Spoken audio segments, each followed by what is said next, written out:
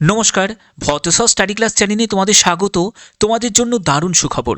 শিক্ষা দপ্তরের তরফ থেকে নতুন নিয়োগ বিজ্ঞপ্তি জারি হয়েছে, যেখানে বিভিন্ন পোস্টে নিয়োগ করা হচ্ছে clerk, lower division clerk, group A, group B, group C সহ বিভিন্ন পোস্টে নিয়োগ করা হচ্ছে এবং সবকটি পোস্টই তোমাদের পার্মানেন্টভাবে নিয়োগ করা হচ্ছে। এখানে তোমাদের যোগ্যতা মাধ্যমিক, উচ্চ মাধ্যমিক, গ্র্যাজুয়েশন যোগ্যতার প্রত্যেক প্রার্থীরাই আবেদন করতে পারবে। বেতন লেভেল সম্পূর্ণ লেভেল অনুযায়ী তোমাদের বেতন থাকবে, ঠিক আছে। ছেলে মেয়ে উভয় প্রার্থীরাই আবেদন করতে পারবে। অল ইন্ডিয়া প্রত্যেক ফ্রেশার ক্যান্ডিডেটরাই আবেদন করতে পারবে। সম্পূর্ণ সরকারিভাবে এই নিয়োগটি করা হচ্ছে এবং তোমাদের ফর্ম ফিল আপ ডিসেম্বর থেকে জানুয়ারির মধ্যে তোমাদের ফর্ম ফিল আপ চলছে এবং প্রত্যেকটি তথ্য আজকের এই ভিডিওর মাধ্যমে তুলে ধরবো। ভিডিওটা প্রত্যেকের জন্য খুব ইম্পর্টেন্ট। তোমরা অবশ্যই তোমরা কোন জেলা থেকে এই ভিডিওটা দেখছো তোমার জেলার নামটা প্রত্যেকে কমেন্টে জানিয়ে দাও। তো দেখতে পাচ্ছ আমি একদম পিডিএফে চলে এসেছি। এখানে এডুকেশন ডিপার্টমেন্টের তরফ থেকে এই বিজ্ঞপ্তি জারি হয়েছে। এডুকেশন ডিপার্টমেন্ট রিক্রুটমেন্ট 2026 এর একদম লেটেস্ট নোটিফিকেশন। ওকে, এখানে দেখো তোমাদের আর কি বলা হয়েছে, অল ইন্ডিয়া পার্মানেন্ট পোস্টে তোমাদের নিয়োগ করা হচ্ছে। এখানে তোমাদের বলে রাখি আর একটা ব্যাপার, সেটা হলো তুমি যে রাজ্য থেকে বিলং করছো সেই রাজ্যের মধ্যেই তোমাদের কিন্তু পোস্টিং হবে, ঠিক আছে। যে রাজ্য থেকে তুমি আবেদন করবে সেই রাজ্যের মধ্যেই তোমাদের পোস্টিং হবে। আমি আরও ডিটেলসে চলে যাব, তার আগে তোমাদের দেখো এখানে একটি ওভারভিউ দেওয়া হয়েছে। ওভারভিউতে কি বলা হয়েছে দেখতে পাচ্ছ, যে রিক্রুটমেন্ট অর্গানাইজেশন সেটা হলো এনসিইআরটি, অর্থাৎ national council educational research and training, এবং তোমাদের নন টিচিং পোস্টে নিয়োগ করা হচ্ছে, ঠিক আছে। নন টিচিং পোস্টে তোমাদের নিয়োগ করা হচ্ছে এবং তোমাদের এখানে দেখো অ্যাপ্লিকেশন মোড সেটা অনলাইনে তোমাদের আবেদন করতে হবে। জব লোকেশন হচ্ছে অল ইন্ডিয়া, ভারতের যে কোনো রাজ্যে যে কোনো জেলায় তোমাদের জব লোকেশন হবে এবং অফিসিয়াল ওয়েবসাইট হচ্ছে এটা, ঠিক আছে। পরবর্তী জায়গা চলে যাচ্ছি। পরবর্তী হচ্ছে এলিজিবিলিটি ক্রাইটেরিয়া। দেখো, গ্রুপ এ ক্যাটেগরির যে পোস্টগুলো আছে সেখানে তোমাদের গ্র্যাজুয়েশন, পোস্ট গ্র্যাজুয়েশন, যাদের প্রফেশনাল ডিগ্রি আছে তারা আবেদন করতে পারবে।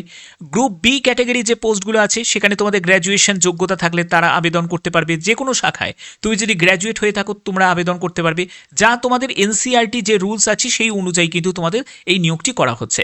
এবং গ্রুপ সি ক্যাটাগরির যে পোস্টগুলো আছে সেখানে তোমাদের যেমন হচ্ছে গ্রুপ সি ক্যাটাগরির মধ্যে কোন পোস্টগুলো, যেমন হচ্ছে ক্লার্ক আছে, তারপরে লোয়ার ডিভিশন ক্লার্ক আছে, তারপরে অ্যাসিস্ট্যান্ট আছে, ঠিক আছে, স্টেনো আছে। তো সেখানে দেখো তোমাদের 10 পাস যোগ্যতা, 12 পাস যোগ্যতা, আবার গ্র্যাজুয়েশন যোগ্যতার বিভিন্ন পোস্টে তোমাদের নিয়োগ করা হচ্ছে। ওকে, এর পরবর্তী হচ্ছে তোমাদের এজ লিমিট। দেখো, এখানে তোমাদের মিনিমাম এজ হচ্ছে 18 বছর আর ম্যাক্সিমাম এজ হচ্ছে 42 বছর। এবার দেখো, সব পোস্টের জন্য কিন্তু 42 বছর আপার এজ লিমিট থাকবে না। যেগুলো তোমাদের একদম প্রফেসর লেভেলের পোস্ট আছে, যেমন হচ্ছে গ্রুপ এ ক্যাটাগরি পোস্ট, সেই পোস্টগুলোর কিন্তু কোয়ালিফিকেশন অনুযায়ী তোমাদের এজ লিমিটটা বেশি থাকবে। আবার গ্রুপ বি ক্যাটাগরি পোস্ট সেখানে তোমাদের এজ লিমিট যেমন থাকবে দেখো 18 থেকে 35 বছর। গ্রুপ সি ক্যাটাগরি পোস্ট সেখানে দেখবে 18 থেকে 30 বছর। এখানেও কিন্তু যারা আবার এসসি এসটি ক্যান্ডিডেট আছো, তোমরা যদি এসসি এসটি ক্যান্ডিডেট যদি হয়ে থাকো তাহলে তুমি 5 বছর ছাড় পাবে। ওবিসি যদি ক্যান্ডিডেট হয়ে থাকো তুমি বয়সে 3 বছর ছাড় পাবে। এছাড়া তো যদি তুমি পিডাব্লিউবিডি ক্যাটাগরি থেকে হয়ে থাকো তোমাদের ক্যাটাগরি ওয়াইজ তোমাদের রিল্যাক্সেশন আছে। আমি ক্যাটাগরি ওয়াইজ কেমন রিল্যাক্সেশন থাকবে আমি সেটাও তোমাদের বলছি। দেখো, পিডাব্লিউবিডি তুমি যদি জেনারেল প্রার্থী থেকে হয়ে থাকো তাহলে তোমাদের 10 বছর রিল্যাক্সেশন। তুমি যদি পিডাব্লিউবিডি ক্যাটাগরি যদি ওবিসি থেকে বিলং করে থাকো তাহলে তোমাদের 13 বছর রিল্যাক্সেশন পেয়ে যাবে। পিডাব্লিউবিডি ক্যাটাগরি যদি তুমি এসসি এসটি ক্যাটাগরি থেকে হয়ে থাকো তাহলে তুমি 15 বছর এজ রিল্যাক্সেশন পেয়ে যাবে। ব্যাপারটা ক্লিয়ার? আচ্ছা, এর পরবর্তী হচ্ছে তোমাদের অ্যাপ্লিকেশন ফি। এগুলো কিন্তু খুব শীঘ্রই তোমাদের এই আপডেটটা তোমরা পেয়ে যাবে যে তোমাদের কত টাকা আবেদন মূল্য লাগছে, কিন্তু আবেদন মূল্য জমা করতে হবে সম্পূর্ণ অনলাইন মোডে। ওকে, আচ্ছা, এখানে ইম্পর্টেন্ট ডেট, তোমাদের ডিসেম্বরেই তোমাদের আবেদন শুরু এবং তোমাদের জানুয়ারি 2026 পর্যন্ত তোমরা আবেদন করতে পারবে এবং নোটিফিকেশানে সেই আপডেটটাই তোমাদের দিয়ে দেওয়া হয়েছে। সিলেকশন প্রসেসটা কি আছে, প্রথমে তোমাদের একটি রিটিন এক্সাম হবে অর্থাৎ সিবিটি এক্সাম হবে, তারপরে তোমাদের স্কিল বা ট্রেড টেস্ট। এটা কিন্তু সম্পূর্ণ ডিপেন্ড করছে যে পোস্টে তুমি আবেদন করছো। যেমন ধরো তুমি যদি স্টেনোগ্রাফার পোস্টের জন্য আবেদন করো তাহলে সেই স্টেনোগ্রাফার পোস্টের জন্য তোমাদের কিন্তু পরবর্তী সময় তোমাদের একটা স্টেনোর তোমাদের একটা টেস্ট তোমাদের নেওয়া হবে।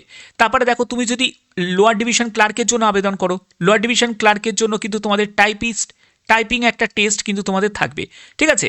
আবার দেখো, তুমি যদি শুধু ক্লার্কের জন্য যদি আবেদন করো তাহলে কিন্তু তোমাদের কোনো রকম কোনো টাইপিং নেই বা কিছু নেই, তোমাদের শুধু 10 পাস যোগ্যতাতে তোমরা আবেদন করতে পারবে। এবার কোন পোস্টের জন্য কি এডুকেশন কোয়ালিফিকেশন প্রয়োজন সেটা নিয়ে যদি তোমরা আলাদা করে ভিডিও চাও তাহলে অবশ্যই কিন্তু প্রত্যেকে আমাকে কমেন্টে জানাবে। ওকে, পরবর্তী হচ্ছে ইন্টারভিউ। ইন্টারভিউ কিন্তু সাম পোস্ট, কিছু পোস্টের জন্য ইন্টারভিউ থাকবে। আমি বলে দিচ্ছি ইন্টারভিউ কোন পোস্টের জন্য, সেগুলো হচ্ছে তোমাদের এই যে গ্রুপ এ ক্যাটাগরি যে পোস্টগুলো আছে না, একদম হায়ার লেভেলের পোস্ট, এই পোস্টগুলোর জন্যই কিন্তু তোমাদের শুধুমাত্র ইন্টারভিউ থাকবে। ওকে, এবং গ্রুপ বি ক্যাটাগরি কিছু পোস্টের জন্য, বাট গ্রুপ সি ক্যাটাগরি কোনো পোস্টের জন্য কিন্তু তোমাদের ইন্টারভিউ থাকবে না। ক্লিয়ার ব্যাপারটা? আচ্ছা, এর পরবর্তী হচ্ছে দেখো তোমাদের ডকুমেন্ট ভেরিফিকেশন হবে এবং তোমাদের মেরিট যেটা তৈরি হবে সেটা হলো তোমাদের রিটিন এক্সামের ভিত্তিতে। এরপরে হচ্ছে যে তোমাদের কী কী ডকুমেন্টস নিড আছে। এডুকেশন সার্টিফিকেট তোমাদের লাগছে, অর্থাৎ তুমি যদি 10 পাস যোগ্যতার পোস্টে আবেদন করো তাহলে 10th সার্টিফিকেট, মার্কশিট সেটা লাগবে। 12 পাসের তোমাদের সার্টিফিকেট, মার্কশিট লাগবে সেই অনুযায়ী। এরপরে ডেট অফ বার্থের প্রুফ হিসাবে তোমাদের যে তোমাদের মাধ্যমিকের সার্টিফিকেট বা মাধ্যমিকের অ্যাডমিট কার্ড বা ডেট অফ বার্থের সার্টিফিকেট প্রয়োজন আছে। ফটো আইডি প্রুফ হিসাবে আধার কার্ড বা ভোটার কার্ড বা ড্রাইভিং লাইসেন্স যে কোনো একটি, এনি ওয়ান তোমাদের লাগছে। কাস্ট ইডাব্লিউএস থেকে যদি বিলং করে থাকো তাহলে তোমাদের সেই সার্টিফিকেট লাগছে। পিডাব্লিউবিডি এক্স সার্ভিসম্যান হয়ে থাকলে সেই সার্টিফিকেট তোমাদের লাগছে, ফটোগ্রাফ লাগবে এবং সিগনেচার লাগবে, যেহেতু তোমাদের আবেদন সম্পূর্ণ অনলাইনে করতে হবে। ওকে, আচ্ছা, এর পরবর্তী কি বলা হয়েছে দেখো, অফিসিয়াল ওয়েবসাইট হচ্ছে এটা। অফিসিয়াল ওয়েবসাইটে ভিজিট করলে সেখানে নন টিচিং রিক্রুটমেন্ট এই অপশানে তোমাদের ক্লিক করে তোমাদের আবেদন করতে হবে। আবেদন করার জন্য লগ ইন তোমরা করবে, রেজিস্টার করতে হবে, তারপরে তোমাদের লগ ইন করতে হবে। অনলাইন সম্পূর্ণ তোমাদের বিস্তারিত তথ্য দিয়ে তোমাদের ফর্ম ফিল আপ করতে হবে। কিছু ডকুমেন্টস আছে যেগুলো তোমাদের আপলোড করতে হবে, আবেদন মূল্য জমা করতে হবে, তারপরে সাবমিট এবং তোমাদের প্রিন্ট আউটটা রেখে দিতে হবে ফিউচার রেফারেন্সের জন্য। তো এবার তোমাদের অফিসিয়াল নোটিশটাও তোমাদের দেখিয়ে দিচ্ছি। দেখো, অফিসিয়াল নোটিশ হচ্ছে এটা, দেখতেই পাচ্ছ, national council of educational research and training, ঠিক আছে, এনসিআরটি। এবং এখানে তোমরা যদি দেখো তোমাদের এটা মিনিস্ট্রি অফ এডুকেশন ডিপার্টমেন্টের তরফ থেকে বিজ্ঞপ্তি জারি হয়েছে। এবং তোমাদের সবথেকে গুরুত্বপূর্ণ বিষয় দেখো, পোস্টিং তোমরা কোথায় কোথায় পাবে। দেখো, গুয়াহাটি, কলকাতা, ব্যাঙ্গালোর, তারপরে হচ্ছে আহমেদাবাদ, এইসব জায়গায় তোমরা পোস্টিং পেয়ে যাচ্ছ। এছাড়া আজমের আছে, ভোপাল আছে, ভুবনেশ্বর, ঠিক আছে, তারপর নেলোর আছে, শিলং আছে, এইসব বিভিন্ন জায়গাও কিন্তু তোমরা পোস্টিং পেয়ে যাবে। অর্থাৎ তোমরা তোমাদের স্টেটের মধ্যেই তোমরা পোস্টিংটা পেয়ে যাচ্ছ। এটা কিন্তু অনেক বড় একটি সূচক এবং সবথেকে গুরুত্বপূর্ণ বিষয়, পার্মানেন্টভাবে নিয়োগ করা হচ্ছে।